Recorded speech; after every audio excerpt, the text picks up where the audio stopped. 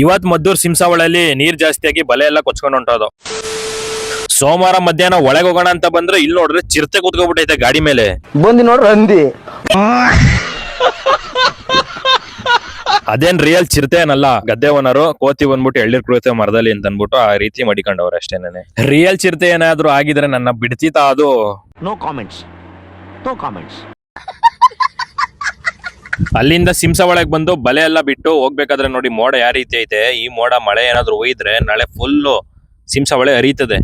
ಅಂದಂಗೆ ನಾಳೆ ಬೆಳಿಗ್ಗೆ ಸಿಂಸಾವಳೆ ಹರಿತದೆ, ನಮ್ ಬಲೆ ಎಲ್ಲ ಹೋಯ್ತದೆ. ಆ ವಿಡಿಯೋನ ತೋರಿಸ್ತೀನಿ, ವಿಡಿಯೋ ಕೊನೆವರೆಗೂ ನೋಡಿ.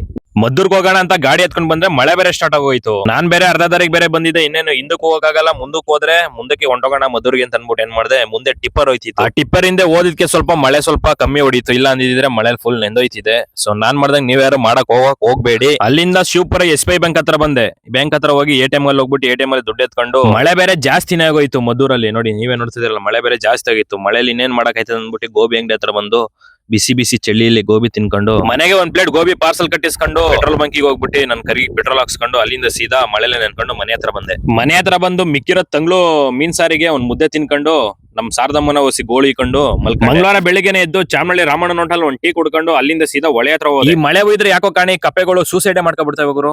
ಆಯ್ತು. ಆಮೇಲೆ ಏನಪ್ಪಾ ಅಂದ್ರೆ ಹೊಳೆ ಹತ್ರ ರೋಡ್ ನೋಡ್ರಿ ಯಾವ ತರ ನೀರ್ ತುಂಬ್ಕೊಂಡೈತೆ. ಇಲ್ಲಿ ಗಾಡಿ ಬಿಟ್ರೆ ಗಾಡಿನೇ ಒಂದ್ ತಗೋಯ್ತದೆ, ನಾನೇ ಎಲ್ಲೋ ಒಂದ್ ತಗೋಯ್ತೀನಿ.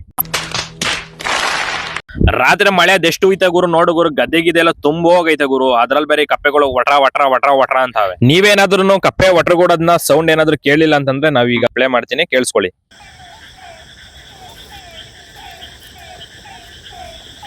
ಹಿಂಗೇನೆ ಕಪ್ಪೆ ಒಟ್ರಗೂಡೋದು, ಕೇಳಿಸ್ಕೊಂಡ್ರಾ?